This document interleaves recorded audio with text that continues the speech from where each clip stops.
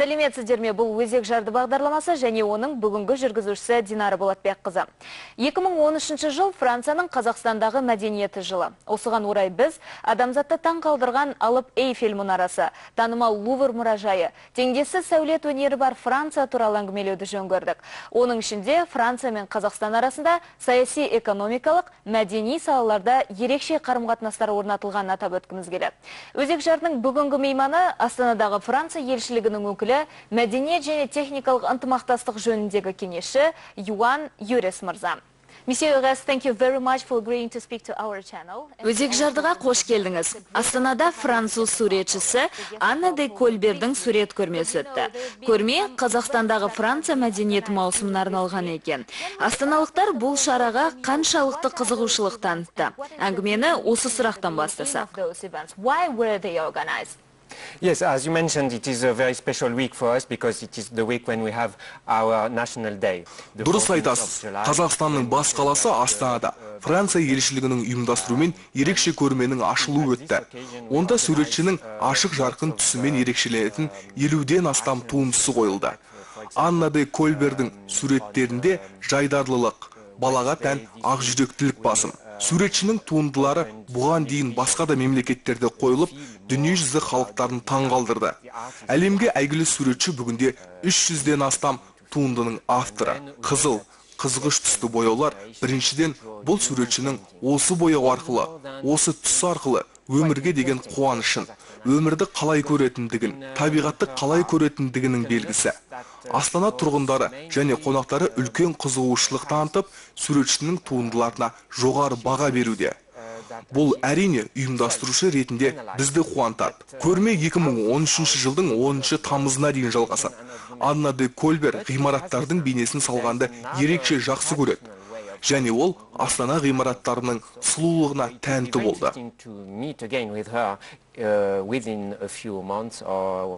In a year, to know what she drew after her stay in Kazakhstan.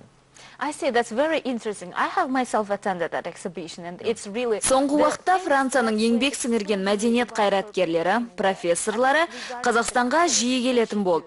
Жақында ғана француз әдебиетінің академиялық пальма бұтағы жүлдесінің иегері Альберт Фишлермен сұхбаттасқан болатынбыз.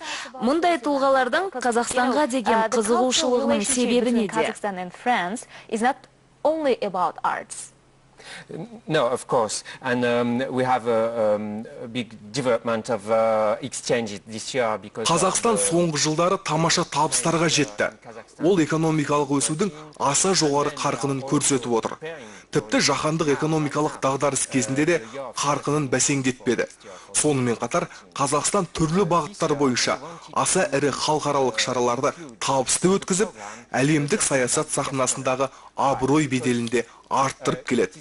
Бүгінгі таңда Француз Республикасы орталық Азияның аймақтық локомотиві және халықаралық аренадағы беделі жоғары серіктес ретінде Қазақстанға үлкен қызығушылық танытуда және жаңа ұстанымдар қалыптастыруда.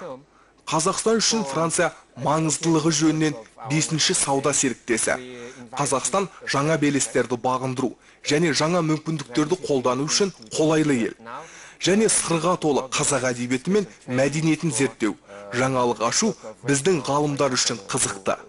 Could be interested in upgrading the level of the food they serve in those restaurants. That's very interesting because, you know, even those opening those restaurants or cooperating in that field. Елбасының Францияның бұрынғы президенті Николя Саркозимен кезекті кездесуінде 2013 жыл Францияның Қазақстандағы мәдениет жылы, ал 2014 жыл Қазақстанның Франциядағы мәдениет жылы болып белгіленген болатын. Қазіргі таңда қандай дайындық жүргізілуде? Common things between Kazakhs and French in terms of culture. Or maybe different things, let's say. Yes, of course, there are big differences. Дұрыс айтасыз. Бір қызығы бұл шешім Саркози кезінде қабылданды. Бірақ президент Олланд кезінде жүзеге асырылып жатыр. Бүгінде Қазақстан мен Франция саяси және сауда-экономикалық салаларда белсенді ынтымақтастық орнатқан. Сондай-ақ екі елдің мәдени, білім берудегі байланыста да жеткен жетістіктері мен бағындырған белестеріміз аз емес. Жылдан жылға қос елдің татулығы бұдан да терең нығайып, әріптестігіміз жалғаса беретініне сенімдімін. 2013 жыл Францияның Қазақстандағы мәдениеті жылы. Осыған орай біз Франция туралы хабар беретін тағы да бірнеше көрме ұйымдастырмақпыз. Күзде Наполеонның өмірін сипаттайтын көрме ұйымдастырылмақ. Сонымен қатар, жылдың екінші жартысында Францияның ұлттық оркестрінің қатысуымен керемет концерт өтеді деп жоспарлануда. Және Астана әкімдігінің қолдауымен қараша айында Патрисия Крастың жеке концерті өтеді деп жоспарланған. Келесі жылы біздің елде Қазақстанның Франциядағы мәдениет күндері өтеді. Оның шеңберінде қазақ сахнасының шеберлері Париждің керемет сахналарында өз өнерін паш етпек. Қазақ жерінің өнерін сыншыл француз көрерменіне Қазақстанның бетке ұстар және танымал шеберлер ұсынбақ. Well, I come from the north of France, and it's a place where horse meat is very popular. Now, I just wanted to ask you about the events that are going to be... Қазіргі таңда екі жақты экономикалық ынтымақтастықтың негізгі бағыттары мұнай, газ, тау-кен, аэроғарыш саласы, атом өнеркәсібі, машина жасау және қаржы секторларын қамтиды. Ал Қазақстан мен Франция арасындағы мәдени гуманитарлық қатынастың дамуы қандай деңгейде? Occasion here in Kazakhstan or in France, let's say. Yes, of course. It is easier, of course, to mention the coming events, and this is more interesting for... Ғылым, білім беру және мәдениет саласындағы қазақ-француз ынтымақтастығы 1993 жылға, өнер және мәдениет саласындағы үкіметаралық келісімнің 1994 жылға, Қазақстан ұлттық ғылым академиясы мен Франция ұлттық ғылыми зерттеу орталығының арасындағы келісімнің, сондай-ақ 1991 жылы түзілген Астана мен Рейн қалаларының бауырластық байланыстары шеңберінде дамуда. Сондай-ақ ұйымдастырылып жатқан көрмелер екі ел арасындағы гуманитарлық әріптестікке тән жаңа оқиға болды. Францияға қазақстандық ұлттық оркестрлердің, әртістер мен мәдениет қайраткерлерінің сапарлары тұрақты түрде өткізілуде. Қазақстан мен Франция арасындағы кино саласындағы іс-әрекеттестікте өз табыстылығын көрсетуде. Білім беру саласындағы ынтымақтастық табысты түрде дамып отыр. Екі ел жоғары оқу орындары арасындағы әріптестікті нығайту мақсатында жыл сайын халықаралық білім беру форумдары өткізіліп тұрады.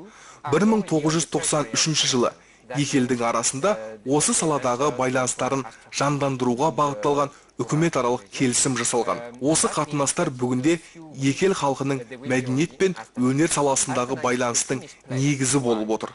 Содан бергі уақытта Алматыда Альянс Францез мәдени білім агенттігінің өкілдігі ашылды. Бұл агенттіктің 139 елде филиалдары жұмыс істейді.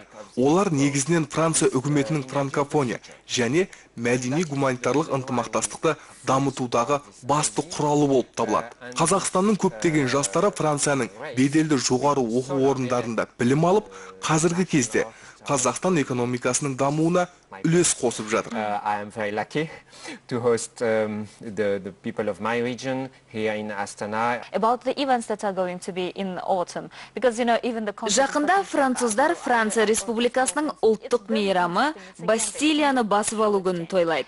Бұл мерекені атап өту үшін елшілік жыл сайын түрлі шаралар ұйымдастырып отырады. Биыл да сол дәстүр жалғасын табатын шығар. Now after this program, it's a very good thing. Well, I think about the Kazakhstan year in France, it will be very interesting, but... Міндетті түрде. Бұл біз үшін ерекше мереке. 1789 жылы париждіктер көтеріліске шығып, Бастилия түрме қамалын басып алды. Бұл оқиға ұлы француз революциясының бастамасы болып есептеледі. Бастилияны басып алу адамзат тарихындағы ұлы оқиғалардың бірі. Бастилия сөзінің өзін саяси бостандықтың белгісіне айландырған оқиға болды. Бүгінде Франция Еуропалық одақтың жетекші мемлекеттерінің бірі. Франциясыз Еуропаның тағдырына қатысты бірде-бір шешім қабылданбайды. Көптеген маңызды мәселелер бойынша оның ұстанымы анықтаушы рөлге ие. Ол өзге мемлекеттерге үлгі. Онымен конструктивті ынтымақтастық орнату Қазақстанның халықаралық қауымдастықтағы ұсыныстарын нығайтуға жол ашады. Өз жағынан Францияда Қазақстанмен қарым-қатынасын дамытуға мүдделі. Президент Нұрсұлтан Назарбаевтың Франциядағы жұмыс сапары Парижде өткен Экспо 2017 көрмесіне үміткерлердің сайлауына ұласты. Онда Астана Бельгияның Леж қаласымен бақ сынасты. Экспо 2017 дүниежүзілік көрмесін Астанада өткізу туралы шешім қабылданды. Іргел елдердің шаһарларымен бәсекеге түскен Астана жеңімпаз атанды. Бұл берекесі мен бірлігі жарасқан барша қазақстандықтың ортақ жеңісі. Және бұл жеңістің дәл Париж қаласында жарияланғандығы бізді ерекше қуантты. Экспо 2017 бүкіл әлемдік көрмесінің Астанада өтетіндігі Қазақстанның жоғары беделін көрсетеді. Біз Қазақстанның жетістіктеріне зор құрметпен, әрі ілтипатпен назар аударамыз. Сөзсіз, Астана бұл шараны өткізуге әбден лайық деп ойлаймын.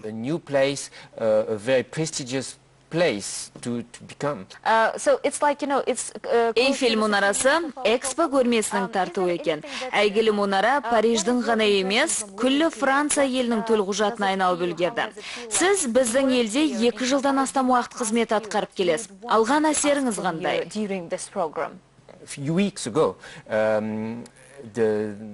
Осы жылдар ішінде Қазақстанның бірнеше аймақтарында болдым. Көптеген кездесулерде облыс басшыларымен аймақтардың дамуы және екі жақты мәдени ынтымақтастықты одан әрі жетілдіру бағыттары жайында әңгімелестік. Екі елдің ірі әрі ұзақ мерзімге жоспарлаған көптеген жоспарлары бар. Әсіресе сауда-экономикалық салада инвестициялар артуда. Әрине, президент Франсуа Олланд бұл тұрғыда бізді игі бастамаларымызды қолдап, қазақ елмен жақсы қарым-қатынасымыздың жалғасуына өз үлесін қосуда. Алматы таза ауасымен, көгілдір аспанымен баурап алды. Ал Астана сұлулығымен таң қалдырады. Жалпы қарқынды дамып келе жатқан қала болғандықтан жұмыс істеуге де өте қолайлы орта қалыптасқан. Жалпы Франция тарапынан Қазақстанның орталық Азиядағы бейбітшілікті, қауіпсіздікті және тұрақтылықты қамтамасыз етудегі рөліне, нарық экономикасымен бірге демократиялық қоғам құру саласындағы жетістіктеріне жоғары баға беріледі. Менің тілерім, ынтымағымыз артып, Астана гүлдене берсін. Астананың 15 жылдық мерейтойы құтты болсын.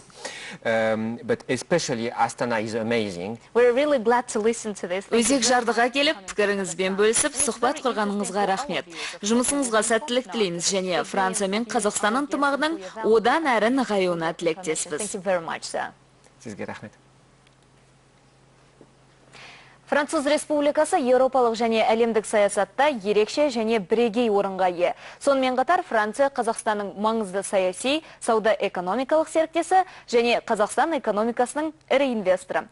Өзек жарын осы жерден қайырамыз. Ұлттық арнада қайта жүздескенше аман сау болыңыз.